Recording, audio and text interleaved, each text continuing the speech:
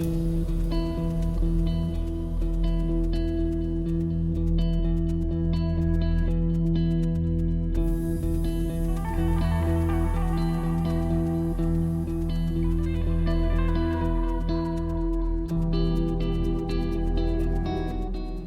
famously said, "We cannot solve our problems by using the same kind of thinking we used to create them." I, Shreyasi, faculty at Manav Rachna University, welcome our learners to the concept of design thinking, which has a human-centered approach towards finding best solutions to the problems faced by one and all. To begin with, let us first understand that thinking is a perpetual process and human beings are thinking animals. With the advancement in the understanding about the process of thinking, humans were able to decipher that thinking can be designed in a step-by scientific approach. Hence, design thinking is a mindset. It's an approach to learning, towards collaboration and problem solving. Design thinking is a structural framework for identifying challenges, gathering information, generating potentials and solutions, refining ideas and testing these solutions. I would like to begin with understanding of basic of design thinking through an example. All of us have heard the name of Thomas Alva Edison. Yes, it's true, the inventor of light bulb, and it is taken as the most important relatable example of design thinking. The entire invention of light bulb was based on human-centered approach, where the problem of darkness post-dusk was solved, meaning that Thomas Alva Edison was able to envision how people want to use what he made, and he creatively engineered towards that insight. This invention created an entire new marketplace, and post the launch of this basic model, this invention has undergone many innovations according to use and demand. This took great effort and perseverance to invent first bulb. I quoted this example so that you are able to understand the steps of design thinking. Design thinking involves 5 major steps. Think that how can we go towards empathizing is the first step towards design thinking. Empathy with the problem to be solved is the first basic step that we need to understand. Second step towards design thinking is to define that problem. And to define it, we need to gather information about different areas related to the problems through interviewing and collecting facts. Here, one major keyword is point of view. Understanding that each person having the problem would have a point of view. Step 3 towards design thinking is ideating. It is giving out maximum number of possible solutions to the problem, and brainstorming, reading, group discussions and traveling are one of the major areas and methods through which we ideate hypothetical solutions to the problems under study. Step 4 towards design thinking is designing a prototype. A prototype is a miniature of what a solution may look like. Step 5 is testing this prototype. Here the patent is now handed over to the consumers who wish to get the best possible solutions to the stated problems. Step 5 in design thinking involves testing the prototype. Here, the patent is now handed to the consumer who wishes to get the best possible solution to the problem being stated. Here, the importance of different design thinking methodologies are taken into considerations, and we give importance to different kinds of crafts and different kinds of colors and paints to create a prototype. When we talk about prototype, we are not exactly giving the same solution, but a basic handout to it, that how did this solution would look like when it comes to the table. And when the person understanding the prototypes and its working, when we understand this, then we go towards testing this prototype. Designing a prototype is a very much hypothetical situation because we are not exactly making the solution, and we need to understand that this will be basically a possible solution. testing the prototype becomes the second last step towards design thinking. And the last step towards design thinking is testing the solution. Whenever we basically test the prototype, importance is given to the feedback, and the designer has to give all ears to the criticism being made about the prototype, because it is this criticism which will help the designer to rework on the prototype. Now, we will discuss each and every step in detail, but before moving into the ocean, let us first try to understand the importance of design thinking for educators, learners, students, and policymakers.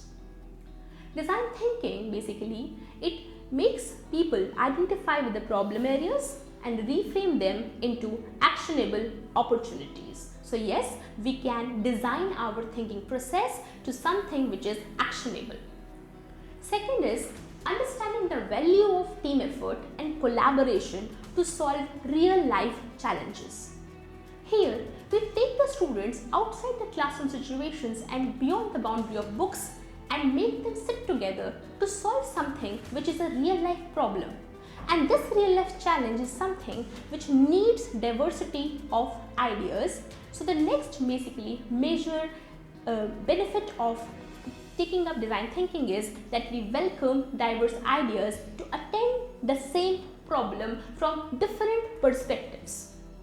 The next major benefit of designing a thinking process is viewing setback and failures as a process and value learning during the process. Whenever we are designing something, whenever we are working on a project, success of a project becomes more important, and we take failures to be the negative part of it.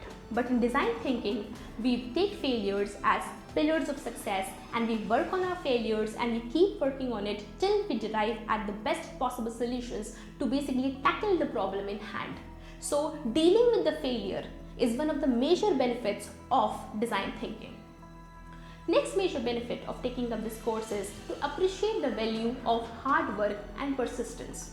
Since it is a scientific approach towards thinking, then we have to basically work very hard and towards attain a goal which is solving a challenge which has real life impact.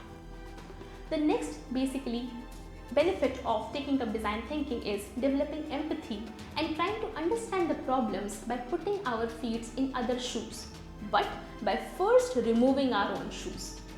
Usually, when we try to relate to some problem, we basically try to fit in ourselves before understanding that the problems are faced by the persons or situations or gadget basically is according to their own setup.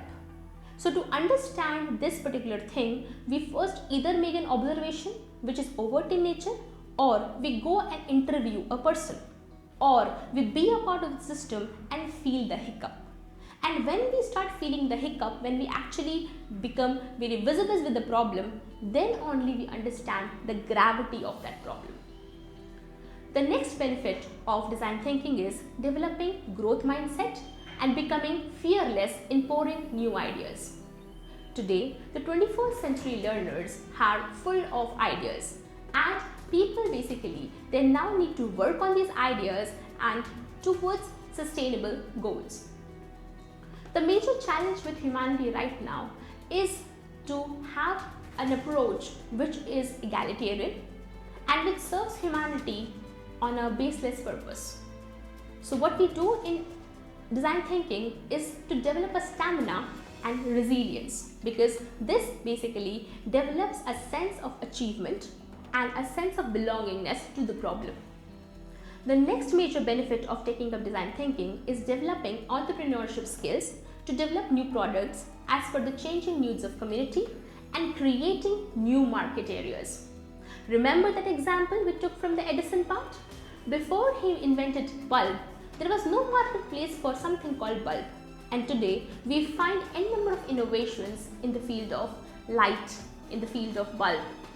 And why so? Because entrepreneurship skills was added to it and thinking procedures took a new dimension, and today a simple bulb is converted into an article of luxury. The next benefit of taking up design thinking course is to focus on both future-centered and solution-oriented approach. Here we take up a challenge that is a Millennial Child Challenge. that this generation of learners is called Millennial. And here the major challenge is that by 2030 the markets will be flooded by n number of new opportunities and jobs. And here the major approach will be how will our students fit into that. If they take on this course, they will understand that whichever challenge or whichever problem areas they face are always solvable, and they have to convince that same problems can have different kind of solutions. So we at Faculty of Education and Humanities, Manav, Rachna University understand this, that 21st century learners and innovation skills are very much important to thrive in this complex life and dynamic work culture. Understanding that a course in design thinking would enrich creative learners and empower critical thinking and problem solving skills, a MOOC by NEPTIL MHRD was introduced. This course was a part of core curriculum and was conducted by Dr. Bala Ramadurai, Professor of Design Thinking at IIT Madras.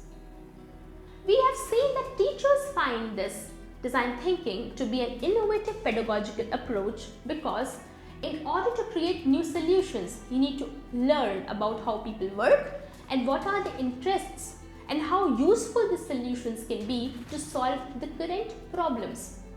We can utilize this particular thinking procedure to solve n number of problems, may it be a classroom transaction problem, may it be innovation problem, may it be gadget related problem, may it be a behavioral problem. But yes, again I would say that it requires scientific approach and a resilient approach to solve a problem. We will take back again to an example in a classroom. There is a classroom in which I entered once and I saw that there was no light. And I asked the student, what is the problem? Why isn't there any light? The student said, ma'am, light is gone. Now, by simply stating light is gone is just the problem or the cursory part of the problem. But once we started understanding that where the problem originated, is it the problem every time? And is it faced by the same class or the same wing? And how long this problem exists? Is this particular problem solvable? So we started with a simple concept that there was simple hypothesis that there was no light in the class, because of which dim light, the teachers were not able to conduct the classes properly. Next step was that once we empathize with the problem that the students are facing the problem of dim light, the second was to create basically a definition to define that problem, and here we observed the problems from different angles. We went to different teachers, we went to different classrooms, and we tried to understand that what led to this problem. The third was that we tried to understand that what can be the possible solution to it. So probably there was one circuit wiring problem that came into picture. Second, now as we've already discussed the importance of design thinking, let us now take a deep dive into the concept. Design thinking starts with the process called empathy. So the first step towards design thinking is to able to relate to the problems and to understand the gravity of the problem and looking into the problem from community's perspective. It requires optimistic approach to understand the problems from all the angles. Ways to empathize comes through observation, actively engaging in the problem, watching the problem, and listening carefully to the problem. Step 2 towards design thinking is defining and framing the problem statements, which requires usage of correct set of words which reflects the problems in a manner where solutions can be derived. Here, providing point of view is very much required. Step 3 towards design thinking is ideating, and it is one of the most important steps towards design thinking because we welcome new ideas, we welcome new thoughts, we welcome non-linear divergent thinking, and we appreciate people of all walks and streams to solve the same problem from different angles. Step 4 towards design thinking is creating a prototype, and this basically is done by using simple paper pencil, colors, crayons, cardboards. The main intention is to create a prototype is a hypothetical solution, not exact the solution, but hypothetically how will the solution look like. Step 5 of design thinking involves testing the prototype. Design thinking develops scientific temperament and develops resilience to carry out the same problem, and we come up with best solutions.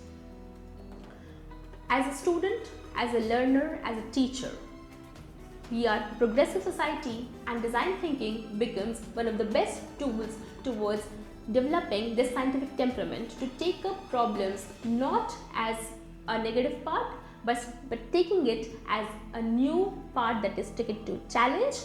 That is, design thinking is a way of new learning.